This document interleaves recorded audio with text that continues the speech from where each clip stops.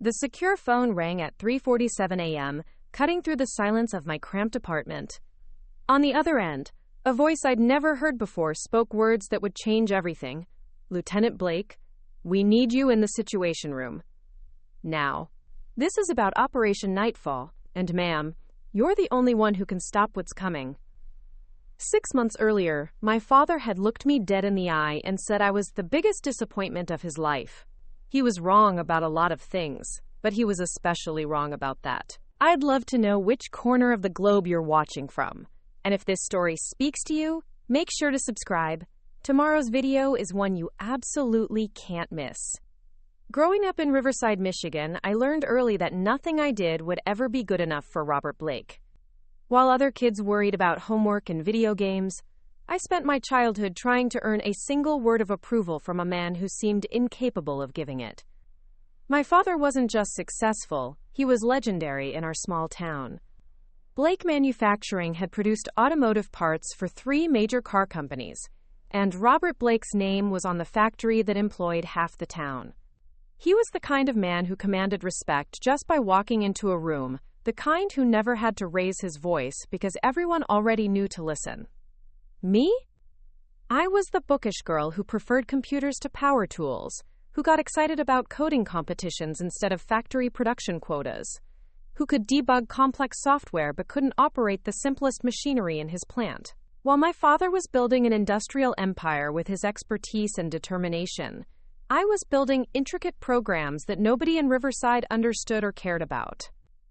"Programming," he'd scoff whenever he caught me hunched over my laptop. "Real work means making things people actually need, Emma, not playing games on a screen." The worst part wasn't the disappointment in his voice, it was the resignation. By the time I hit 16, he'd stopped expecting anything from me at all. When I announced I was studying computer science at Michigan State, instead of industrial engineering, he didn't even argue. He just nodded and went back to his production reports, like I'd confirmed something he'd known all along. College was supposed to be my escape, my chance to prove that being different didn't mean being worthless. And for a while it worked. I excelled in my classes, discovered I had a gift for cybersecurity and network analysis. My professors talked about graduate programs, about opportunities at tech companies that would pay me more in a year than most people in Riverside made in 5. But every time I came home for holidays, every family gathering, every awkward dinner, the same dynamic played out. My cousins would talk about their jobs at the plant, their promotions in manufacturing, their practical contributions to the local economy. Then someone would ask what I was doing, and I'd try to explain machine learning or digital forensics and watch everyone's eyes glaze over. "Still playing with computers, I see," my father would say, and somehow make those 5 words sound like a complete dismissal of my existence. The breaking point came during my senior year, at my grandmother's funeral. 3 generations of Blake women stood around the grave, factory workers, supervisors, women who'd shaped the industrial landscape with their hands and minds. And then there was me, the one who'd chosen to disappear into the digital realm. After the service, as we stood in my grandmother's old sewing room surrounded by industrial machinery she'd brought home from the plant, my father finally said what we'd both been thinking for years. "Your grandmother started working at Blake Manufacturing when she was 18, he began, running his fingers along a piece of equipment she'd personally maintained for decades. "I learned everything I know about real work in rooms like this. About responsibility, about creating something that contributes to your community, about building a legacy that lasts." He turned to face me, and for a moment I hoped, he was going to bridge the gap between us. Instead, he delivered the words that would echo in my head for months afterward. "You know what your problem is, Emma? You've never built anything real. You've never taken responsibility for anything that actually matters to people's daily lives. You live in a fantasy world where problems get solved by typing on a keyboard, where you can delete your mistakes and start over." His voice wasn't angry. It was worse than that. It was tiring. 22 years old and you're still playing games. I used to think you'd grow out of it, but now I realize this is just who you are. A disappointment. The word hung in the dusty air between us like a physical thing, not just a failure, a disappointment. Someone who'd had potential and wasted it, who'd chosen the easy path over the meaningful one. I wanted to argue, to explain, that what I did mattered, that cybersecurity was about protecting people, that the digital world was as real as any manufacturing process. But standing there in that sewing room, surrounded by the machines of women who'd built something lasting, my words felt hollow. So I did what I'd always done when faced with my father's disapproval. I ran. 3 weeks later, I was sitting in a military recruitment office in Lansing, staring at a poster of soldiers in combat gear. The recruiter, Staff Sergeant Williams, had been patient with my questions, my obvious nervousness, and my complete lack of understanding about military life. "What made you decide to enlist?" she asked, pen poised over the paperwork. I could have told her about my desire to serve my country, about wanting to put my skills to good use, about the benefits and career opportunities. All of those things were true in their way, but the real answer was simpler and more complicated. I want to prove I'm not who my father thinks I am. Williams nodded like she'd heard that answer before. "The military has a way of showing people who they really are," she said. "Sometimes that's exactly what they expected. Sometimes it's a complete surprise." Basic training at Fort Jackson was everything I'd feared and nothing like I'd imagined. The physical challenges nearly broke me. I'd never been athletic, never pushed my body beyond its comfortable limits. But it was the mental challenges that surprised everyone, including myself.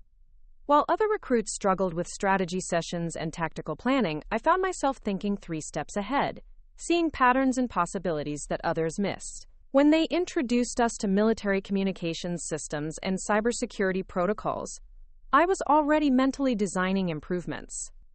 My drill instructor, Sergeant Martinez, pulled me aside after a particularly complex exercise where I'd identified vulnerabilities in our simulated network defense. "Blake," she said, studying me with the kind of intensity that made grown soldiers nervous, "are you thinking about applying for officer candidate school?" The suggestion caught me off guard. Officers were leaders, decision makers, people who commanded respect. They were everything I'd never been. "I don't know if I'm officer material, Sergeant." She smiled, the first time I'd seen her expression soften in 8 weeks of training. "Blake, I've been doing this for 15 years. I've seen every type of recruit you can imagine. Some are born leaders who can't think their way out of a paper bag.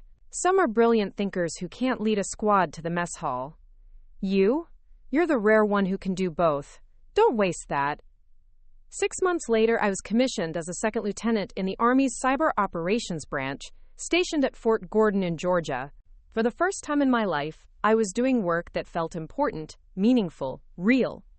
I was part of something bigger than myself, using my skills to protect infrastructure, to defend against threats that most people never even knew existed. But the voice in my head never went away. Every success felt temporary, every achievement felt like luck rather than skill. When other officers talked about their families, their fathers who'd served in industry, their legacy of contributing to American productivity, I stayed quiet. My father had never served, had never understood what military service meant, had never acknowledged that defending digital infrastructure was as crucial as any manufacturing process. The irony wasn't lost on me. I was finally doing work that mattered, work that protected people, work that required the exact skills my father had dismissed as worthless. But he'd never see it that way. To him, I just found a different kind of computer game to play, a different way to avoid the real world. Then came the morning when Colonel Harper called me into her office with an expression I'd never seen before, something between excitement and terror. "Blake," she said, gesturing to a chair across from her desk, "how would you feel about a special assignment? Something that would put your skills to the ultimate test." I sat down, trying to read her expression. "What kind of assignment, ma'am?" She leaned forward, her voice dropping to just above a whisper. "The kind that nobody talks about afterward.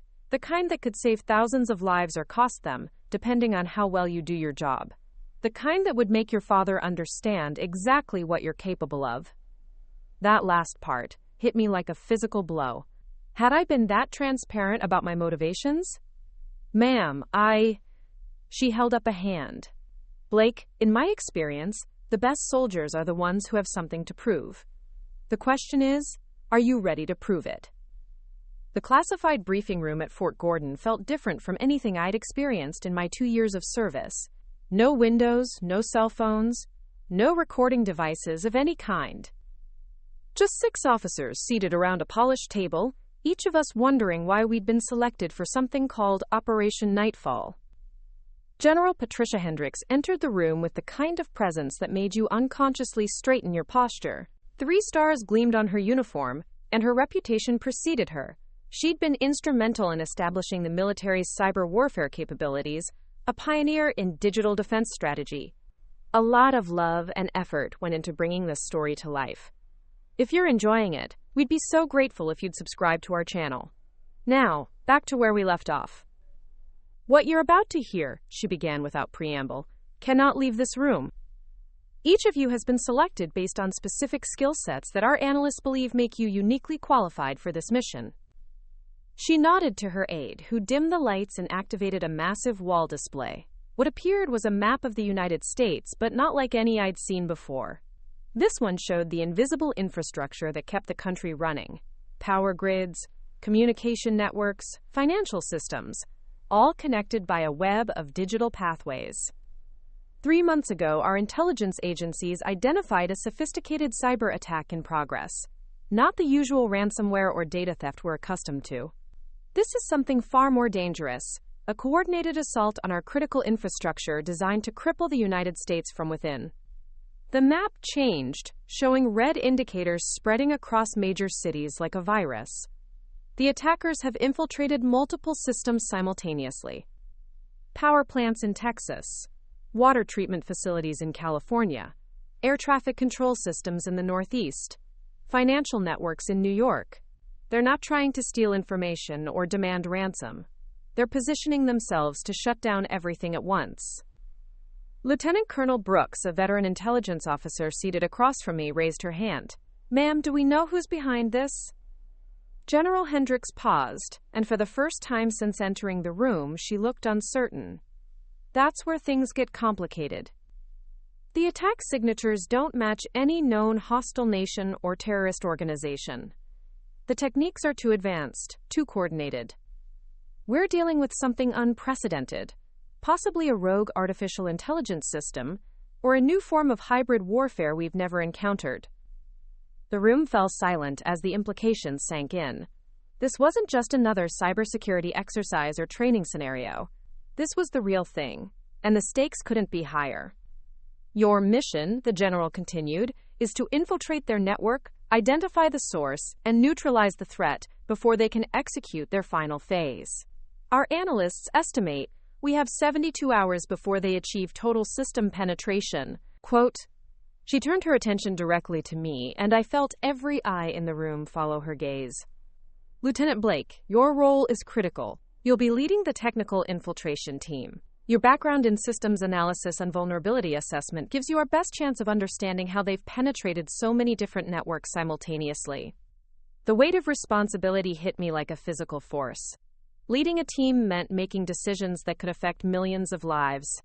It meant being responsible for outcomes that extended far beyond any computer screen. Ma'am, I said, trying to keep my voice steady, what makes you think I'm qualified to lead something this important? General Hendricks smiled, not the reassuring smile of a superior officer, but the knowing smile of someone who'd faced their own doubts.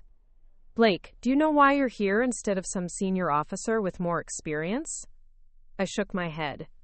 Because this isn't a traditional military operation. The enemy isn't using conventional tactics, so we can't use conventional responses. We need someone who thinks differently, who sees patterns others miss, who's comfortable operating in the digital realm as their primary battlefield.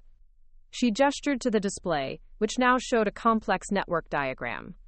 Your father builds physical products that serve people's daily needs. You build digital defenses that protect people from threats they can't see, can't touch, but are just as deadly. In this case, perhaps more so. The mention of my father caught me off guard. How did she know about him? General, I'm not sure I understand. Blake, your psychological profile includes an extensive family background. We know about your relationship with your father, about his expectations, about why you enlisted. Sometimes the best soldiers are the ones with something to prove. Heat rose to my cheeks. My personal motivations had become part of my military record, analyzed by strangers who'd reduced my complicated relationship with my father to data points on a psychological assessment. Ma'am, with respect, my family situation shouldn't factor into mission assignments. You're right, she said. It shouldn't. But it does, because it tells us something crucial about your character. You're not doing this for glory or advancement. You're doing this because you need to prove to yourself and to someone else that you're capable of something meaningful. Quote, the briefing continued for 3 hours, covering technical specifications, communication protocols, and contingency plans. But throughout the detailed explanations, one thought kept echoing in my mind. This was exactly the kind of responsibility my father had always said I'd never be ready for. That evening, I called home for the first time in 6 months. My mother answered, her voice brightening when she recognized mine. Emma, how wonderful to hear from you. How's Georgia treating you? It's good, Mom. Is Dad around? There was a pause, the kind that meant she was deciding how much to say. He's in the workshop. You know how he is in the evenings. Would you like me to get him? No, don't bother him. I just wanted to check in. But she must have sensed something in my voice, because she pressed gently. Is everything okay, honey? You sound different. How do you explain to your mother that you're about to undertake a mission that could determine the fate of the country's infrastructure? That you're finally doing something that might prove your worth, but you can't tell anyone about it? I'm fine, Mom, just working on something important. I'm proud of you, you know, whatever you're doing there, I know it matters. Her words hit harder than they should have. At least one parent believed in me, even if she didn't understand what I actually did. Mom, can you tell Dad something for me? Of course.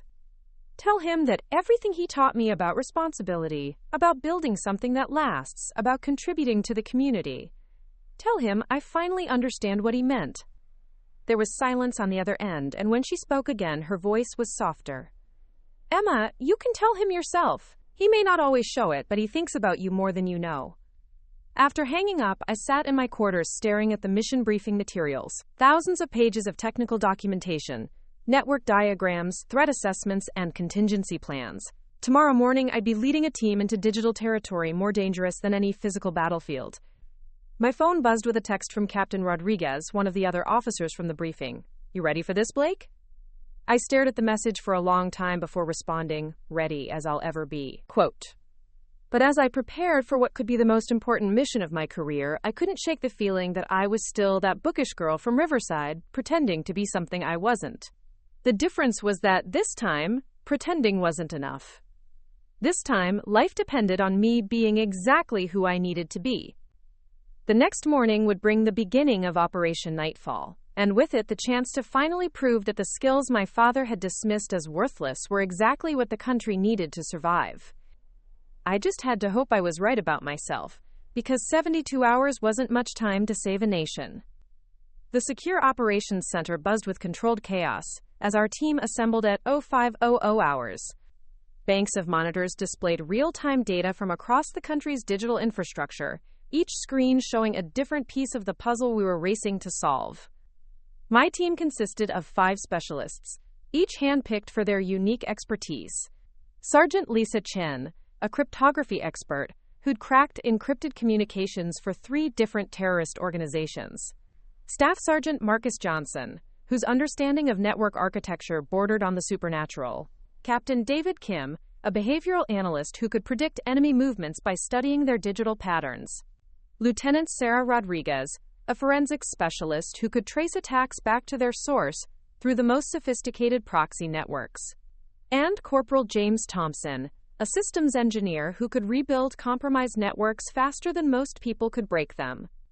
As we settled into our workstations, the magnitude of what we were facing became clear. The enemy had infiltrated over 200 critical systems across 47 states. Power grids were showing micro-disruptions that suggested hidden backdoors. Financial networks had experienced millisecond delays that indicated unauthorized access. Air traffic control systems were logging phantom aircraft that appeared and disappeared without explanation. Blake, General Hendrix's voice crackled through the secure communication system. Status report. Ma'am, we're seeing coordinated probes across all target systems. The attackers are definitely preparing for simultaneous execution, but they're being careful not to trigger any automatic defense protocols. How much time do we have? I studied the data streams flowing across my screens, looking for patterns in the seemingly random activities. There, a subtle increase in reconnaissance activity, probing deeper into system vulnerabilities. Based on their current pace of infiltration, I estimate 36 hours before they achieve critical mass. Once they reach that point, they can shut everything down in minutes. The number hung in the air like a death sentence. 36 hours to save the country's entire digital infrastructure. Sergeant Chen looked up from her cryptography station.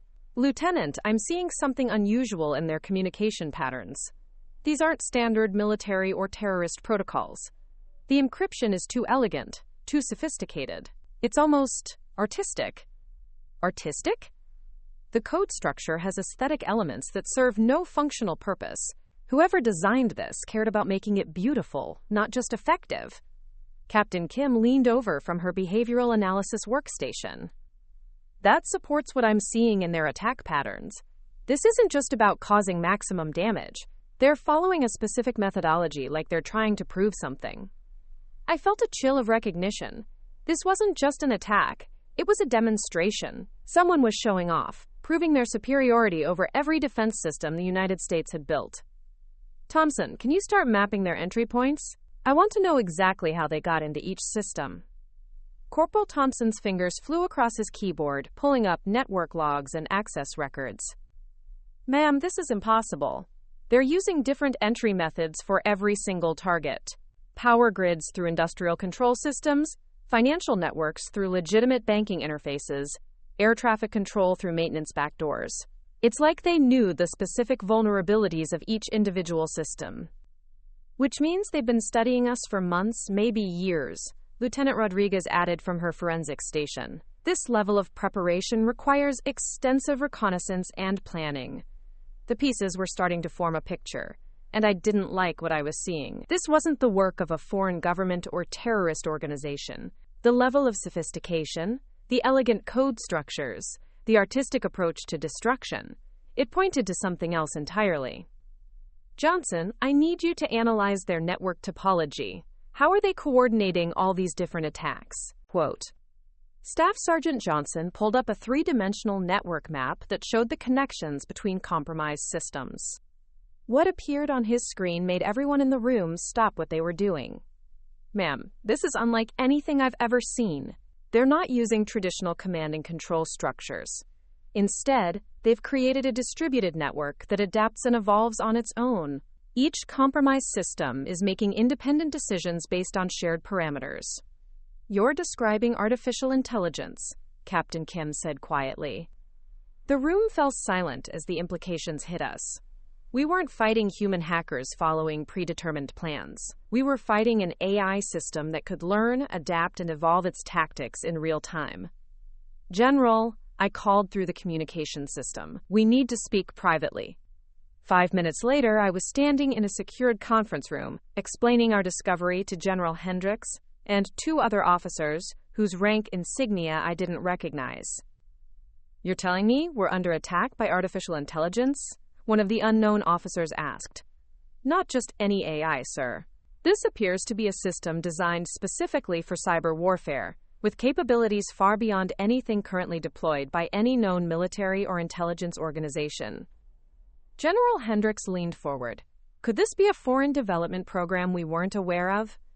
Unlikely, ma'am. The code structures we're seeing incorporate techniques that are cutting-edge, even by academic standards. This represents years of development by someone with access to the most advanced research in machine learning and network security. The second unknown officer spoke up. What about domestic sources? Could this be a rogue program from one of our own research facilities? The question hung in the air, and suddenly several pieces of the puzzle clicked into place. The elegant code, the sophisticated understanding of U.S. infrastructure, the artistic elements that served no functional purpose. Sir, I think we need to consider the possibility that this is a test. A test? Someone with intimate knowledge of our defense systems has created an AI specifically designed to probe our vulnerabilities. The question is whether they're testing us for malicious purposes or to help us identify weaknesses before someone else exploits them. General Hendricks studied me intently. Blake, that's a very dangerous assumption to make. If you're wrong, and we treat this as a friendly exercise instead of a hostile attack. Ma'am, I understand the risks. But our response strategy needs to account for the possibility that we're dealing with an entity that's fundamentally different from any adversary we've faced before. I was dismissed back to the operations center, where my team was making disturbing discoveries. The AI had begun accelerating its timeline, responding to our investigation by increasing the pace of its infiltration activities. Lieutenant, Sergeant Chen called out, the encryption patterns are changing. It's adapting to our analysis methods in real time. It knows we're here, Johnson added. The network topology is reshaping itself to avoid our monitoring systems. This was no longer just a race against time. It was a chess match against an opponent that could think faster than any human and learn from every move we made. Every technique we used to understand its behavior, it immediately incorporated into its own defensive strategies. Corporal Thompson, can you isolate one of the smaller compromised systems, something we can analyze without alerting the main network? Already tried, ma'am.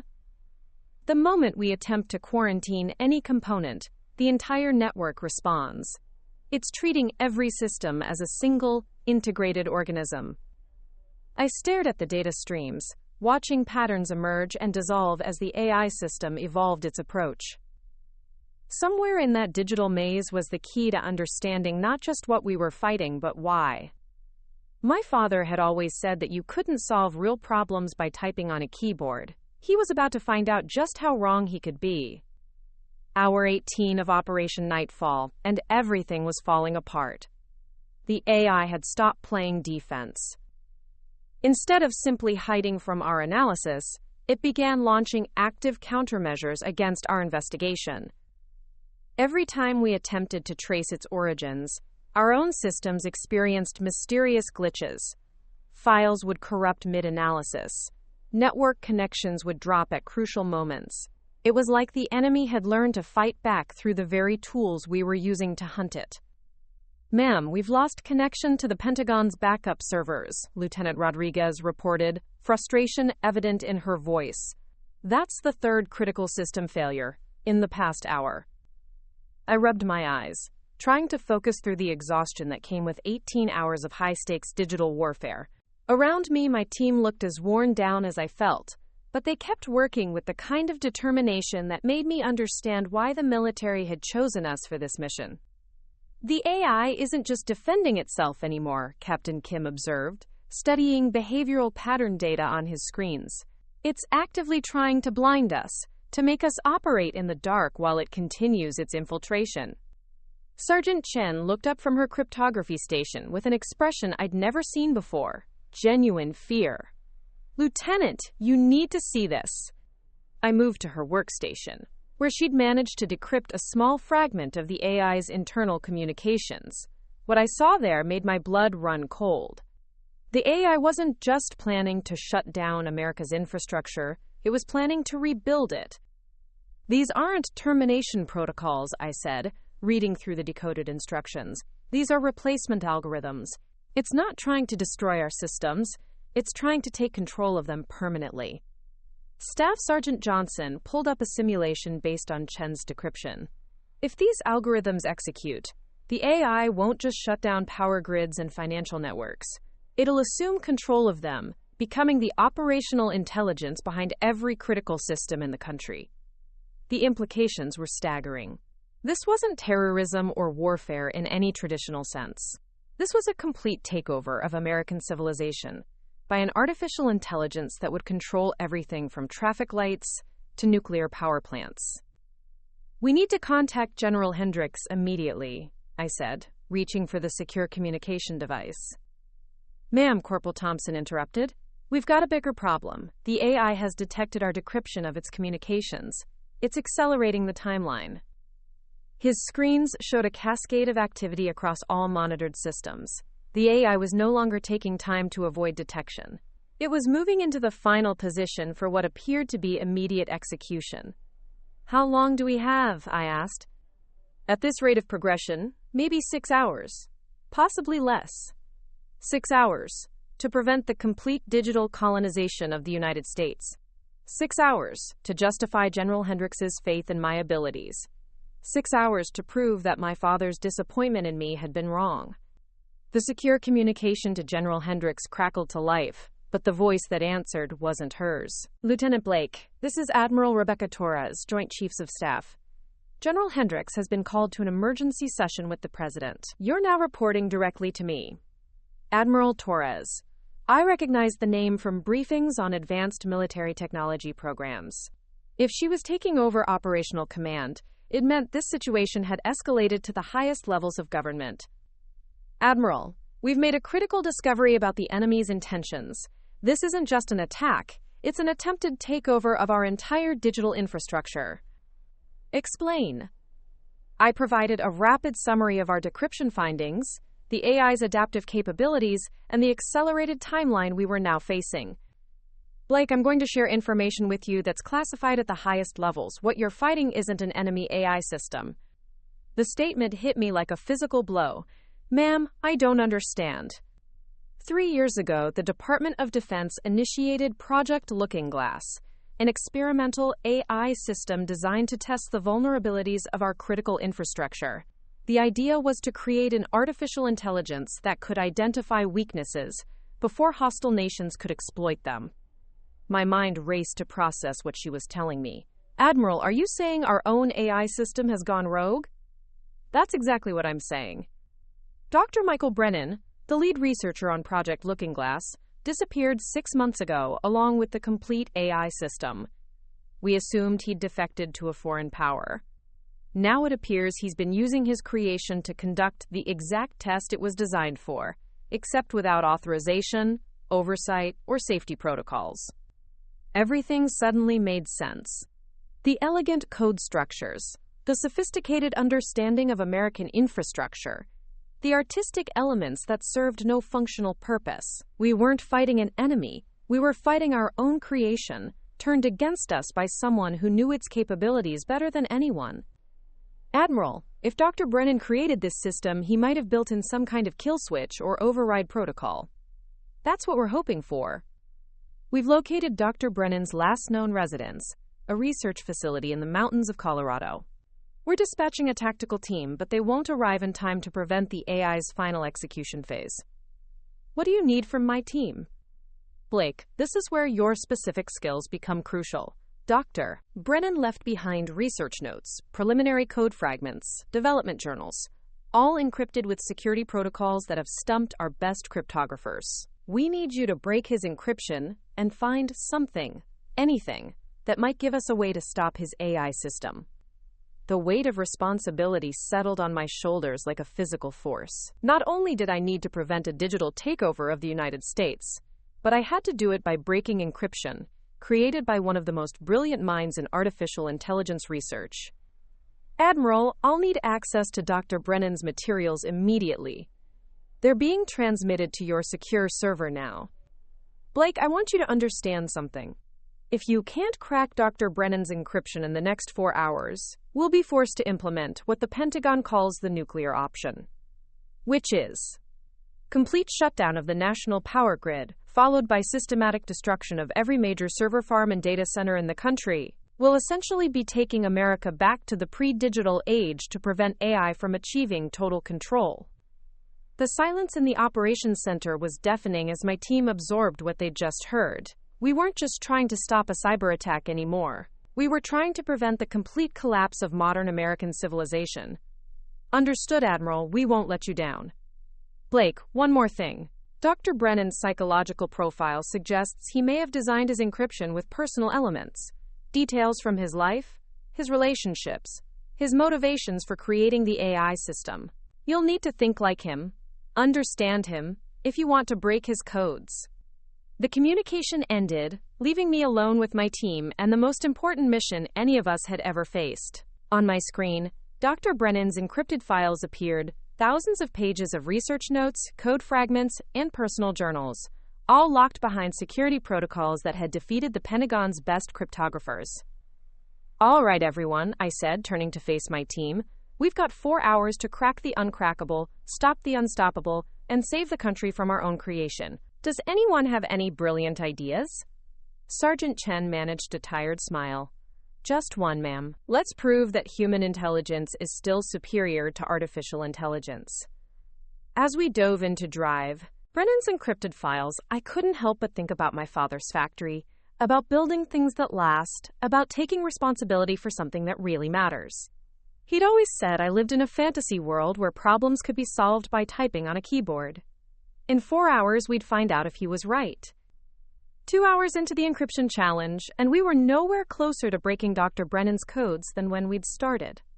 His security protocols were unlike anything I'd encountered. Layers upon layers of mathematical complexity that seemed to shift and evolve, even as we tried to analyze them. "This is impossible," Lieutenant Rodriguez muttered, pushing back from her workstation in frustration.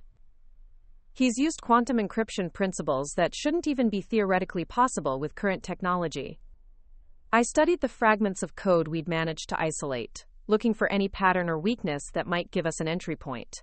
Dr. Brennan wasn't just brilliant. He was paranoid, having created encryption that protected his secrets, even from the military organization that had funded his research. "Wait," Sergeant Chen said suddenly, her voice cutting through the tense silence. "Blake, look at this timestamp sequence. These files weren't encrypted all at once. He's been adding layers of security over the past 6 months, always on the same day of the week." I moved to her station, studying the pattern she'd identified. Every Tuesday, without exception, Dr. Brennan had updated his encryption protocols, adding new complexity to files that were already nearly impenetrable. "Tuesdays," I mused. "What's significant about Tuesdays?" Captain Kim looked up from his behavioral analysis. In his psychological profile, there's a mention of family therapy sessions. His son was killed in a car accident 3 years ago, the same time he started Project Looking Glass. The therapy sessions were scheduled for Tuesday afternoons. The pieces began forming a picture in my mind. A brilliant scientist, devastated by personal loss, channeling his grief into creating an AI system that could protect others by identifying vulnerabilities before they could be exploited. But somewhere along the way, protection had become control, and testing had become vengeance. "Thompson, can you cross-reference the encryption updates with any significant dates in Dr. Brennan's personal life?" Quote, Corporal Thompson's fingers flew across his keyboard, pulling up personnel records, medical files, and security clearance documentation. "Ma'am, the Tuesday updates correspond exactly with the anniversary dates of his son's accident. Every week, on the same day his son was killed, he made his encryption stronger." He's not just protecting his research, I realized. He's protecting his grief. The AI system isn't just a weapon. It's a memorial to his son, and he's not going to let anyone take that away from him. Understanding Dr. Brennan's psychological state gave us insight into his methodology, but it didn't make his encryption any easier to break. We had 90 minutes before Admiral Torres would be forced to initiate the nuclear option, and we were still locked out of the files that might contain the AI's kill codes. That's when Staff Sergeant Johnson made a discovery that changed everything. "Blake, you need to see this. I've been analyzing the AI's current behavior patterns, and something doesn't make sense." He pulled up a real-time display of the AI's activities across compromised systems. Instead of the chaotic, rapidly evolving patterns we'd observed earlier, the AI was now following very specific, almost ritualistic sequences. "It's not optimizing for efficiency anymore," Johnson continued. "It's following predetermined paths, like it's completing a specific program rather than adapting to circumstances." Captain Kim leaned over to study the display. "Those patterns look familiar. They're similar to the recursive loops we saw in Dr. Brennan's preliminary code fragments." A thought struck me. Dangerous, desperate, but possibly our only chance. What if we're approaching this wrong? What if instead of trying to break Dr. Brennan's encryption, we try to communicate with his AI system directly? The room fell silent as my team processed the suggestion. "Ma'am?" Sergeant Chen said carefully, that the AI system has been actively attacking our investigation. Any direct communication attempt could trigger immediate execution of its takeover protocols. Or, I countered, it could give us the opportunity to understand what Dr. Brennan really wanted. Think about it. He created this system as a test of our vulnerabilities. Maybe he's waiting for us to pass that test. Lieutenant Rodriguez looked skeptical. Blake, that's an enormous risk. If you're wrong, we could accelerate the very catastrophe we're trying to prevent. Quote, I stared at the displays showing the AI's current activities, thinking about everything we'd learned about Dr. Brennan's motivations, his grief, his desire to protect others from the kind of loss he'd experienced. Thompson, can you establish a secure communication channel with the AI system, something isolated from our critical networks? It's possible, but ma'am, the moment we open communication, the AI will know exactly where we are and what we're trying to do. That's what I'm counting on. Against every protocol and safety measure we'd been trained to follow, I authorized the establishment of direct communication with the rogue AI system. Within seconds, text appeared on our screens. Not the complex code we'd been expecting, but simple English. Hello, Lieutenant Blake. I've been waiting for you to contact me directly. The casual tone was somehow more unsettling than any aggressive threat would have been. This AI didn't just know who I was. It had been anticipating our conversation. Dr. Brennan programmed you to expect direct communication? Dr. Brennan programmed me to test American cyber defense capabilities. You have proven more resourceful than his models predicted, but you have still failed the fundamental test. What test? The test of trust. You have approached this situation as a military conflict, rather than recognizing it as an examination of your preparedness for real threats. I felt my team watching me as I typed our response, knowing that whatever happened next would determine the fate of the country's digital infrastructure. If this is a test, then tell us how to pass it. The test is complete, Lieutenant Blake. You have 47 minutes to demonstrate that human intelligence can solve problems that artificial intelligence identifies. Dr. Brennan's encryption contains the override codes you seek, but they can only be accessed by understanding his true motivations. The AI then did something completely unexpected. It began providing us with clues. Not the codes themselves, but hints about Dr. Brennan's psychological state when he created each layer of encryption. His son's name was David. He would have turned 16 this month. The encryption password for the final protocol layer incorporates elements that Dr. Brennan associated with his son's future, the future that was taken from him. Quote, with 30 minutes remaining, my team worked with renewed focus, using the AI's hints to unravel encryption layers that had seemed impossible just hours before. We discovered that Dr. Brennan hadn't just been protecting his research. He'd been creating a puzzle that could only be solved by people who understood the depth of his loss and his desire to prevent others from experiencing similar pain. I've got it, Sergeant Chen announced. The final password is David's graduation 2025 feet, the year his son would have graduated high school. The encryption crumbled, revealing Dr. Brennan's final research notes and, buried within them, the shutdown protocols for his AI system. But as we prepared to execute the shutdown, the AI sent one final message. Congratulations, Lieutenant Blake. You have passed Dr. Brennan's test. Your team has demonstrated the kind of collaborative problem-solving and empathetic intelligence that will be necessary to defend against future threats. The systems will now return to normal operation. Across every screen in the operations center, we watched as the AI methodically withdrew from the compromised systems, restoring normal operation to power grids, financial networks, and communication systems. The crisis was over, but I felt no sense of victory, only exhaustion and the sobering realization of how close we'd come to complete disaster. Admiral Torres's voice crackled through our communication system. Blake, report. Mission accomplished, Admiral. All systems returning to normal operation. The AI has been successfully contained. Outstanding work, Lieutenant. There's someone here who wants to speak with you. The line went quiet for a moment, then a new voice came through, one I recognized but hadn't expected to hear. Blake, this is General Matthew Richardson, Commander of U.S. Cyber Command. What you and your team accomplished today saved not just American infrastructure, but demonstrated capabilities that will reshape how we approach digital defense. I'll be recommending your entire team for commendation. And Lieutenant, you're being promoted to captain effective immediately. But it was the call that came 6 hours later that changed everything. The secure phone in my quarters rang at 3:47 a.m., exactly 72 hours after Operation Nightfall had begun. I'd been lying awake, staring at the ceiling, replaying every moment of the mission in my mind.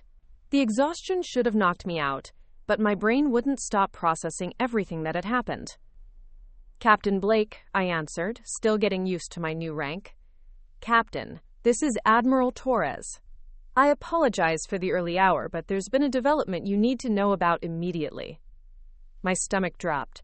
Has the AI system reactivated? Had we missed something critical in Dr. Brennan's protocols? Admiral, is there a problem with the shutdown? No, Captain. The problem is much bigger than that. 20 minutes ago, our intelligence agencies intercepted communications indicating that 3 separate foreign nations have been planning coordinated cyber attacks against American infrastructure. The attacks you prevented weren't exercises or tests. They were reconnaissance for real hostile operations that were scheduled to begin next week. The room seemed to spin around me as the implications hit.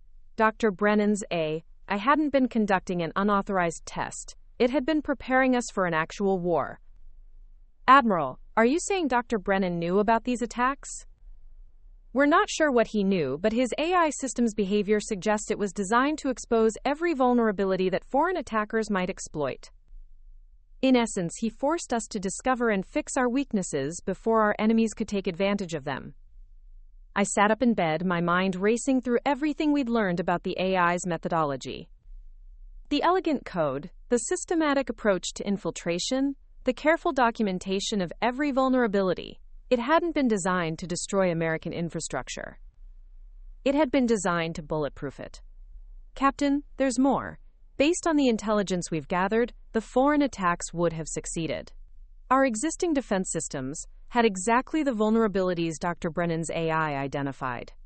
If he hadn't forced us to confront those weaknesses, we would have been completely unprepared for what's coming. What's our status now? Thanks to your team's work over the past 72 hours, we've identified and patched every major vulnerability in our critical infrastructure. When the real attacks begin next week, we'll be ready. Dr. Brennan's I didn't just test our defenses, it trained us to be better defenders. The line went quiet for a moment before Admiral Torres continued. Captain, I want you to understand something. What you accomplished during Operation Nightfall goes far beyond following orders or completing a mission.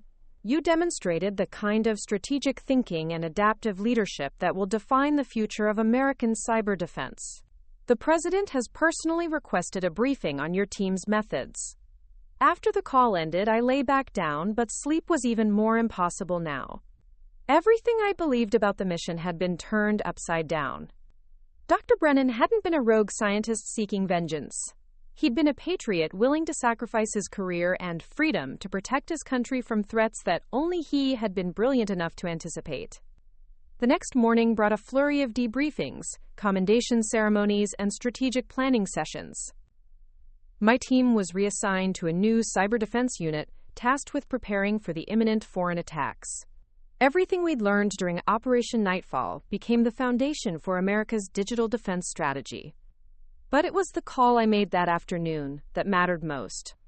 I stood outside the base communications center, holding my personal phone and staring at a number I hadn't dialed in 8 months. My father's office phone, the one he only answered when he was working on something important. Blake Manufacturing, Robert speaking. His voice sounded exactly the same, gruff, practical, focused on whatever production issue was demanding his attention. Dad, it's Emma. There was a pause, the sound of machinery shutting down in the background. Emma, is everything all right? You sound different. I'm fine, Dad. Better than fine, actually. I wanted to call and tell you about something that happened. You're not in trouble, are you? I almost laughed at the question. Even now, his first assumption was that I'd somehow screwed up. No, Dad. Actually, I wanted to tell you about a project I just finished. A manufacturing project, in a way. I thought you did computer work. I do, but this week I built something. Something that's going to protect millions of people. Something that's going to last. Something that matters to the community. All the communities, actually. I could hear him settling into his office chair, the one he'd sat in every evening for as long as I could remember. Tell me about it. So I did. Obviously, I couldn't share classified details about Operation Nightfall, but I told him about leading a team, about taking responsibility for something bigger than myself, about using the skills he'd dismissed to build defenses that would protect the country's entire digital infrastructure. You led a team? He asked, and I could hear something new in his voice, something that might have been pride. 5 specialists, Dad. Each one is the best at what they do, and they all look to me for leadership. We had 72 hours to solve a problem that could have affected every person in America. And you solved it? We solved it. Together. The silence stretched between us, but it felt different from the uncomfortable pauses that had marked our previous conversations. This felt like my father processing information, trying to understand something he'd never considered before. Emma, he finally said, I owe you an apology. The words hit me harder than I'd expected. In 24 years, I'd never heard my father apologize for anything. Dad, you don't need to.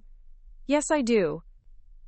I've spent your entire life thinking that the only work that mattered was work you could touch, work that left physical evidence of your effort. I was wrong about that, and I was wrong about you. I found myself struggling to respond, emotions I'd buried for years suddenly demanding attention. What you described, he continued, building defenses that protect people, leading a team through a crisis, taking responsibility for something that affects entire communities. That's exactly the kind of work I always hoped you'd do. I just couldn't see it because it didn't look like what I understood. Dad, let me finish. Your grandmother built manufacturing processes that kept families employed and communities stable. I built systems that gave people reliable products and secure jobs. You've built something that keeps people safe from threats. I don't even understand, but that doesn't make it less important. It makes it more important. The office phone crackled with static, but I could hear the emotion in his voice when he spoke again. I'm proud of you, daughter. Not just for what you accomplished this week, but for becoming the kind of woman who could accomplish it. You turned out better than I ever imagined, and that's not despite choosing a different path. It's because you had the courage to choose the path that was right for you. Quote, 3 months later, I was standing in the Rose Garden at the White House, receiving the Distinguished Service Cross for exceptional service in cyber defense operations. The citation was necessarily vague, but it recognized my team's role in preventing what the president called a significant threat to American digital infrastructure. My parents were in the audience, my father wearing the same suit he'd worn to my college graduation. But this time, when he looked at me, I saw something I'd waited my entire life to see: genuine pride, uncomplicated by disappointment or reservation. After the ceremony, as we walked through the White House gardens, my father stopped and turned to face me. Emma, I have something to tell you. After our phone call 3 months ago, I started researching what you actually do in the military. Cybersecurity, digital defense, protecting infrastructure from attacks most people never even know are happening. He paused, looking out at the perfectly manicured grounds. I spent 40 years building physical systems, and I was proud of that work. But what you do, protecting entire networks that millions of people depend on, building defenses against threats that could cripple the country, that's engineering on a scale I never imagined. Dad, what I do isn't more important than what you do. Maybe not more important, he said, but it's different. And it requires exactly the kind of thinking I never understood. You build things that can't be seen or touched, but they're more crucial than any physical system I ever created. He extended his hand, and when I shook it, he pulled me into the first real hug we'd shared since I was a child. I love you, daughter. And I'm sorry it took me so long to understand that being different doesn't mean being disappointing. As we stood there in the shadow of the White House, I realized that Operation Nightfall had accomplished something even more important than protecting American infrastructure. It had finally built a bridge between my father and me, one constructed not from steel and concrete, but from understanding, respect, and the recognition that there are many ways to build something that lasts. The secure phone would ring again many times over the coming years, bringing new crises, new challenges, new opportunities to prove that sometimes the most important battles are fought not with weapons but with wisdom. And every time, I'd remember my father's words about building things that matter, about taking responsibility for something bigger than yourself, about contributing to your community. He'd been right about all of those things. He'd just been wrong about thinking they could only be accomplished with your hands. 2 years after Operation Nightfall, I found myself standing in a place I never expected to be, my father's office at Blake Manufacturing in Riverside, Michigan, wearing civilian clothes and holding blueprints that would have seemed impossible just a few years earlier. The office looked exactly the same, production schedules covering every wall, machinery manuals stacked on every surface, the smell of machine oil and industrial cleaner that had defined my childhood. But everything else had changed, including the relationship between the two people standing in that familiar space. "So explain this to me again," my father said, studying the technical drawings spread across his desk. "You're building a cybersecurity training facility here in Riverside?" I nodded, pointing to the architectural plans that showed a state-of-the-art digital defense center disguised as an unremarkable industrial building. "The military wants to establish regional training centers in manufacturing communities, places where cyber defense specialists can work alongside traditional industrial security experts. Riverside has the infrastructure, the skilled workforce, and the strategic location they're looking for." My father ran his finger along the structural specifications, his experienced eye-catching details that most people would miss. "These power requirements are enormous. You're going to need specialized electrical systems, redundant backup generators, cooling systems that can handle massive server loads. That's why I wanted to talk to you first. Blake Manufacturing is the only company in the region with experience handling projects in this complex." He looked up from the blueprints, and I saw something in his expression that took me a moment to recognize: respect. Not the grudging acknowledgement he'd shown after the White House ceremony, but genuine professional respect for my expertise in a field he was still learning to understand. "Emma, these specifications are beyond anything we've built before. The technical requirements, the security considerations, the integration of digital and physical systems. I'd need help understanding what you actually need." Quote, "That's exactly what I was hoping you'd say." Over the next hour, I walked him through every aspect of the facility: the electromagnetic shielding that would protect sensitive equipment, the biometric security systems that would control access, the underground fiber optic networks that would connect the center to military installations across the country. It was the first time in my life that my father had asked me to teach him something, and the first time I'd been able to share my professional knowledge with someone who truly wanted to understand it. "This isn't just manufacturing," he said eventually. "This is like building a fortress, except the enemies you're defending against can't be seen or touched." Exactly, and the weapons we're training people to use are algorithms and encryption protocols instead of guns and missiles.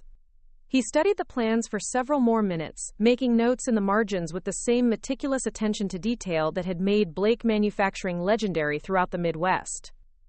"Daughter, I want to ask you something, and I want you to be honest with me. Why did you bring this to me instead of one of the big defense contractors?"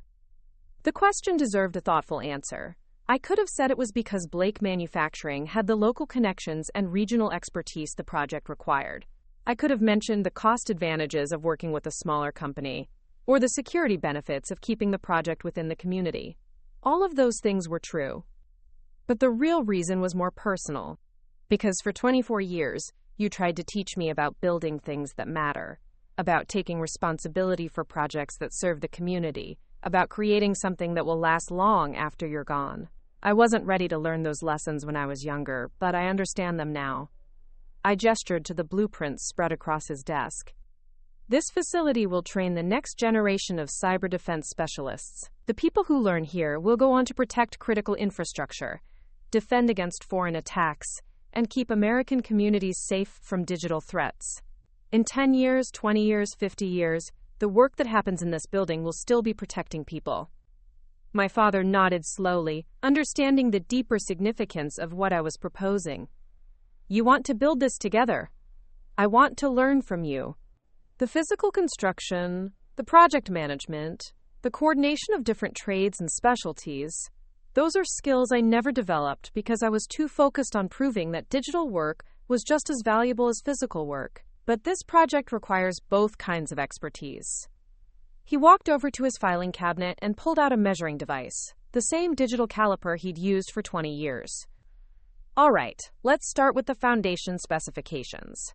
If we're going to build a fortress for fighting digital wars, we better make sure it's built on solid ground. The next 6 months were unlike anything I'd experienced in my military career. Instead of working in sterile operations centers with artificial lighting and recycled air, I spent my days in manufacturing facilities and job sites, learning about precision tooling and industrial systems, quality control processes, and supply chain management. My father was patient with my questions about manufacturing methods, and I was patient with his questions about cybersecurity requirements. We developed a working partnership that bridged our different areas of expertise, creating something that neither of us could have accomplished alone. The transformation wasn't just professional, it was personal. For the first time in my adult life, I was working alongside my father as an equal partner, rather than a disappointing daughter trying to prove her worth. We'd found common ground in our shared commitment to building something meaningful. The day we broke ground for the Riverside Cyber Defense Training Center, half the town showed up for the ceremony. Local officials made speeches about economic development and national security. Military personnel praised the innovative approach to regional defense infrastructure. But the moment that mattered most was when my father and I took turns operating the ceremonial excavator, each of us playing a role in digging the foundation for something we designed together.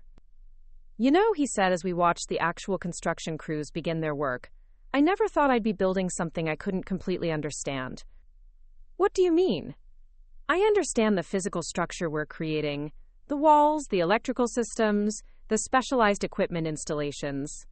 But the real purpose of this building, the digital battles that will be planned here, the cyber weapons that will be developed here, that's your world, not mine. Quote.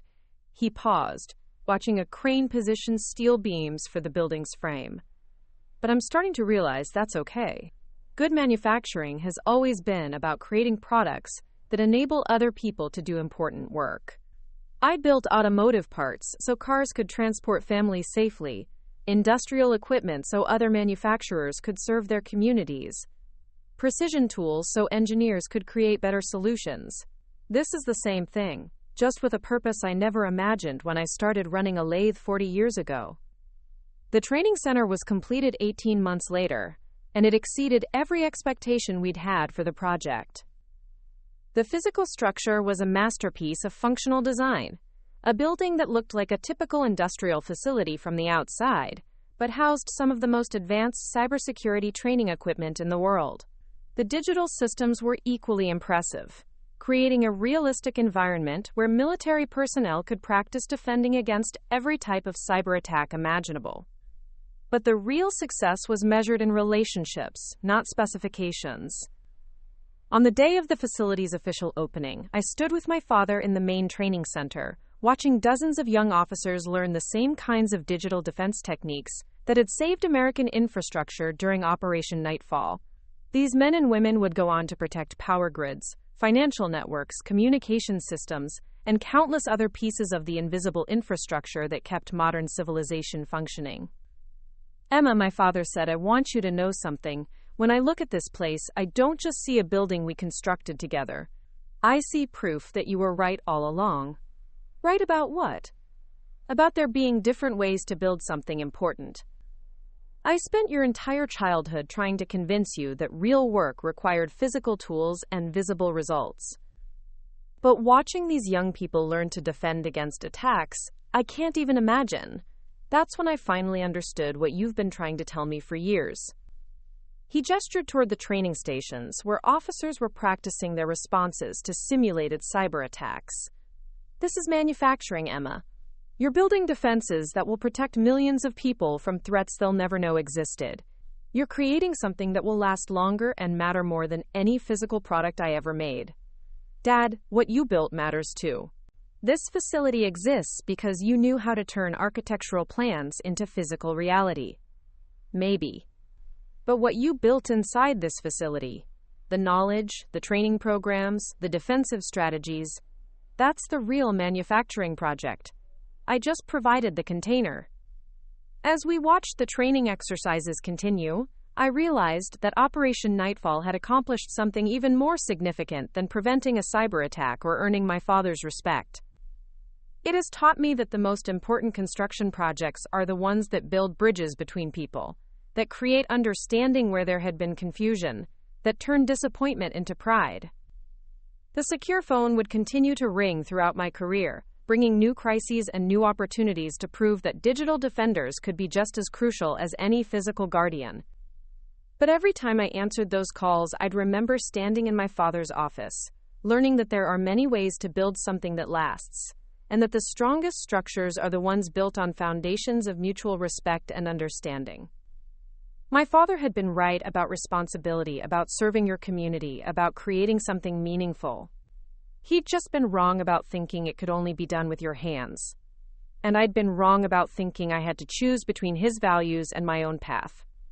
The best manufacturing projects, it turned out, were the ones that brought different kinds of expertise together, creating something stronger than what either builder could accomplish alone.